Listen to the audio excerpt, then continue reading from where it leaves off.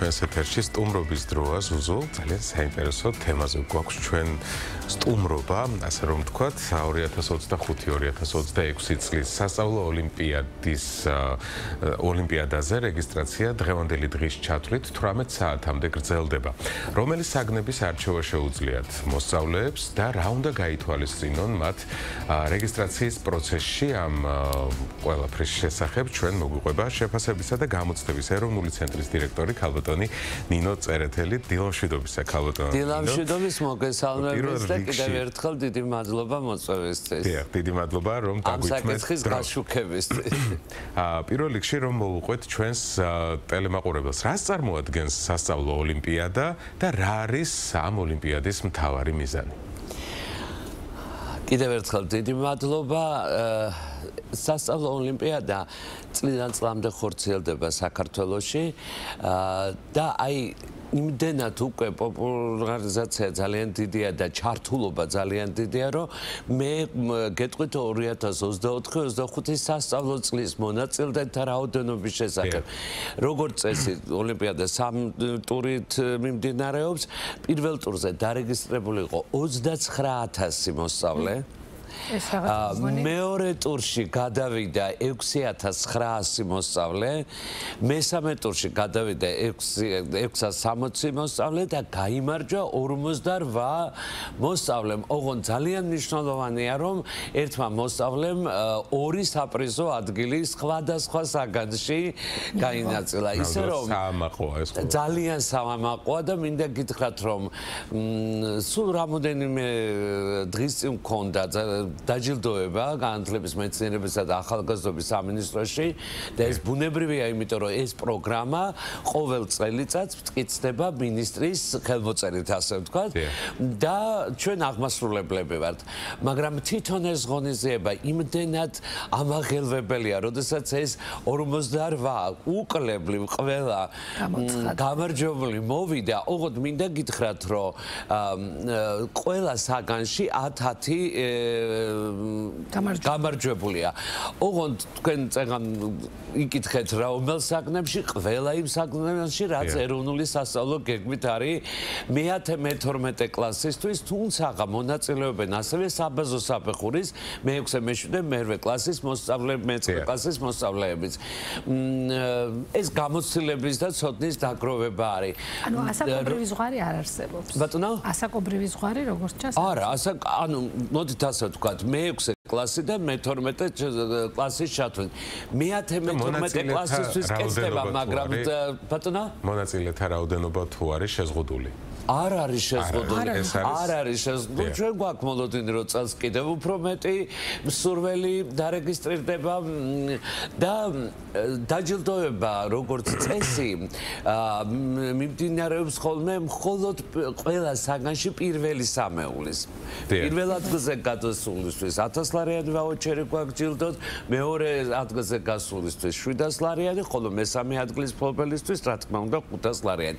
ყველა დანარჩენს 200 ლარიანი ვაუჩერები გადაეცემათ, მაგრამ ყველაზე მთავარი მაინც ის არის, ყველაზე კარგი შედეგი, მოდით ასე ვთქვათ, ძირითადად STEM-ის მიმართულებით, აი ამ გამარჯვებული ათეულიდან დგება საერთაშორისო ოლიმპიადაზე მონაწილეთა ქართული გუნდები, რომლებიც საკმაოდ მაღალი წარმატებით გვიბრუნდებიან სამშობლოში. ისე რომ აი ამ ოლიმპიადას ძალიან დიდი დანიშნულება აქვს როგორც ქვეყნისთვის და პირველ რიგში რა თქმა უნდა მოსწავლეთა წახალისების საოცარი ფორმა არის, იმიტომ რომ ეს ძალიან ზრდის мотивაციას არა მარტო მათში, ვინც იმარჯვებს, არამედ მონაწილეებშიც კარგი საშუალებაა შეამოწმოს საკუთარი ცოდნა და განივითარონ უნარები ამ მიმართულებით და რა თქმა უნდა ყველა იმ სკოლისთვის, ყველა იმ კლასისთვის, საიდანაც საბოლოო ჯამში ყავს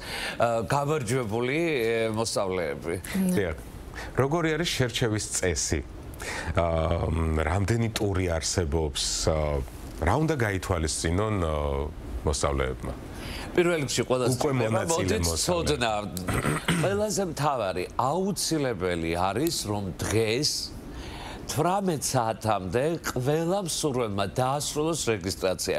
რეგისტრაცია ხდება ონლაინ ფორმატში, ასევე თვითონ პირველი ტური ტარდება ონლაინ ფორმატში. და თუ 29,000-მდე ყავდა წინა წელს მონაწილე და წინა წლამდე ეს მონაწილეთა რაოდენობა იზრდება, ჩვენ გვაქვს მოლოდინი, რომ ამ ეტაპზე რამდენია დარეგისტრირებული? ამ ეტაპზე უკვე იყო სადღაც 22,000-მდე, მაგრამ ეს ხომ როგორ ხდება? ეს ციფრი როგორ წესი, ხო, სამწუხაროდ ჩვენი გამოცდილება ამას გვაჩვენებს. იცით რა, მე როგორც ვიცი, რაღაც სპეციალური პირობებიც არსებობს, აი იმ პირთათვის, ვისაც სპეციალური რაღაც საჭიროებები პირველ ტურში არა, იმიტომ რომ ეს ხდება ონლაინ. ადგილზე ეს შეიძლება სასკოლო სივრცეც იყოს გაჩნია, რას ირჩევს. საოჯახო სივრცეშიაც აქ აკრძალვა არანაირი არ არსებობს. შემდგომი მეორე ტური, მოდით ვთქვათ ის, რომ პირველი ტური ყველა საგანში საკითხების 60% უნდა გადალახო, რომ გადახვიდეს შემდეგ ტურში. შემდეგი ტური იანდრის არდადაგებზე გვიწევს ჩავატაროთ, იმიტომ რომ ჩვენ სასკოლო სივრცეებს ვიყენებთ შეფასებისა და გამოცდების ცენტრი ამ სივრცეს იყენებს ადგილებზე მეორე ტურის ჩასატარებლად. ეს უკვე საკლასო ოთახებში ხდება იმ წესით, რაც დადგენილია. რა თქმა უნდა, იქ გათვალისწინებულია ყოველთვის აი ეს განსაკუთრებული საჭიროების პირობები, თუ ამისი მოთხოვნა არსებობს. იქაც ეს წესი მუშაობს, რომ 60% 50 გაჩნია საგანს, ეს ყველაფერი ძალიან დეტალურად არის გაწერილი და ჩვენი ვებგვერდი და Facebook გვერდი ზუსტად ის წყარო არის რა.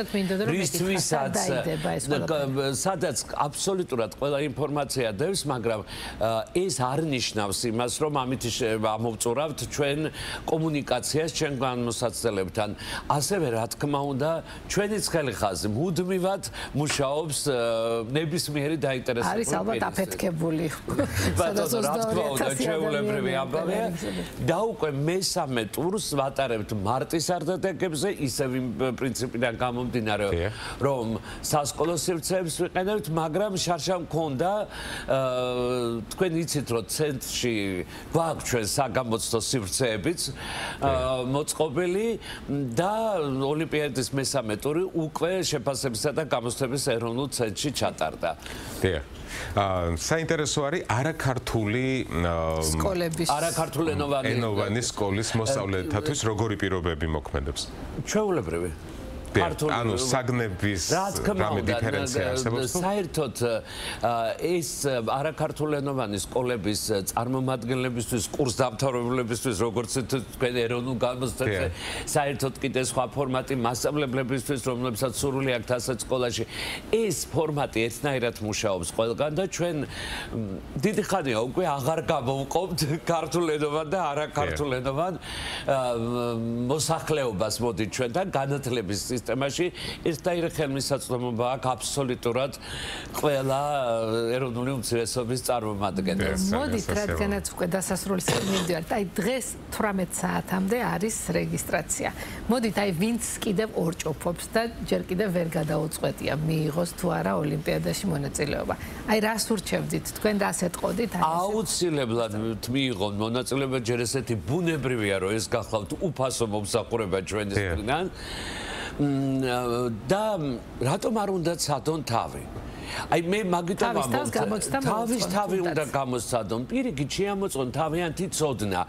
ნახონ სად უჭირთ, იმიტომ რომ სად მეტი მუშაობა ჭირდება რომელ საკითხებზე, იმიტომ რომ მინდა გითხრათ, რომ იქვე ხედავს ჩვენი გამოსაცდელი თავის შედეგებს.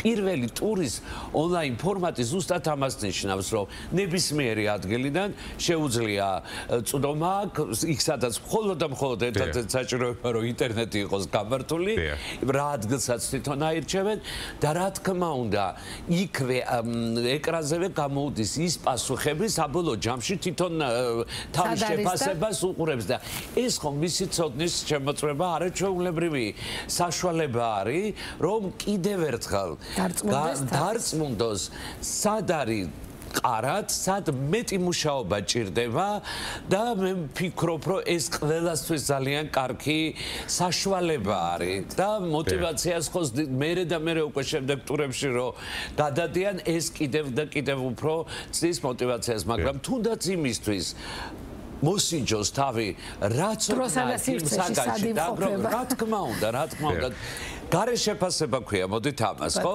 გარდა სკოლისა, გარდა მასწავლებლისა, აი წარმოიდგინეთ თავსაც ხო გამოსცემს საშუალება არის. მე ყველა მშობელსაც კი ურჩევ პირველ ტურში, ნუ მეორე ტური, პირველ ტურში თუ არ მონაწილეობს, ბუნებრივია უკვე მეორეშიაც ვეღარ მიიღებს მონაწილეობას, მაგრამ ყველა მშობელს, ყველა მასწავლებელს, ყველა სკოლას ვურჩევთ, რომ პირიქით ჩართონ რაც შეიძლება მეტი მოსწავლე. არა იმიტომ რომ გაიმარჯვონ მონაწილეობა უკვე გამარჯვება და ეს არ არის ფრაზა, რომელსაც თითქოს ყოველდღიურობაში ხმარ, ეს რეალობა არის. დიახ, ნამდვილად და სტატისტიკა როგორი არის? დედაქალაქი უფრო აქტიურობს თუ რეგიონებიც ისე არიან ძალიან აქტიურად? მე მგონი ჯობია პროცენტულად შევხედოთ, ხო, ამ საკითხს, რომ დიდი ქალაქები, მე არ ვიტყოდი დედაქალაქები, დიდი ქალაქები ეხა და თქვათ უფრო მაღალმთიანი რაიონი აბსოლუტურად იმდენად ყველასთვის ხელმისაწვდომია თუ პროცენტულად თუ შევხედავთ ამ მონაცემებს მოსწავლეთა რაოდენობიდან გამომდინარე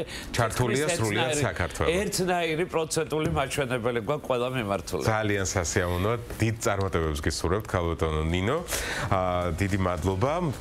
წარმატებებს ვუსურვებთ პირველ რიგში რეგისტრაციის სწორად დასრულებაში ძალიან მარტივი პროცესია, მაგრამ მაინც მე რა თქმა უნდა წარმატებებს ეტაპი იქნება თქვენს ვებგვერდზე ყოველთვის გამოქვეყნებული ინფორმაცია. ჩვენი ვებგვერდი, ჩვენი Facebook-ი, რომელიც ხელმისაწვდომია Facebook-ზე, მithumetes კითხვების თავისუფლად შეუძლიათ მოგწორო და ასევე ჩვენი ხაზი, რომელიც მზად არის ნებისმიერ კითხვას ამობწურავი პასუხი. დიახ, ესე იგი ეროვნული სასწავლო ოლიმპიადის შესახებ საუბრობდით, რომელზეც რეგისტრაცია დღევანდელი დღის ჩათვლით 18 საათამდე გრძელდება და აუცილებლად უნდა დარეგისტრირდეთ შემოწირფასებო.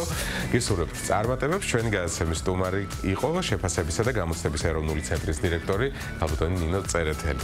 და რადგანაც ჩვენი ბოლო თემა ესეთი იყო, გამოსცადეთ თქვენი თავი, არასოდეს არ შეგეშინდეთ ახალი გამოწვევების. ყოველი დღე ამისი ძალიან ესეთი კარგი საშუალება. ამიტომ ყოველთვის განვითარდით, ყოველთვის იყურეთ წინ და ყველაფერი კარგად იქნება. დროებით.